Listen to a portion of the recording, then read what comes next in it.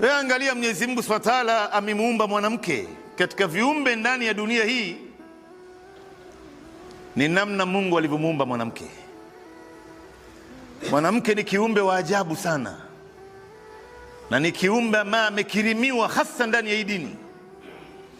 Mwenyezi Mungu ndio ambaye amemuumba, na Mungu anamjua vizuri sana mwanamke huyu, mwili wake namna ilivyo, hisia zake zilivyo. Akiwa mbele ya wanaume, hali ya wanaume inakuwa vipi? Matokeo yake Mwenyezi Mungu Subhanahu wa Ta'ala akamtengezea hijab ili kumsitiri huyu mwanamke asije akaadhirika katika ardhi. Kamtengezea na jilbab na niqab na hijab kwa ajili ya kuistiri mwili wake. Wanawake wakaona hii ya Mungu hii hatuna haja naye, wakachukua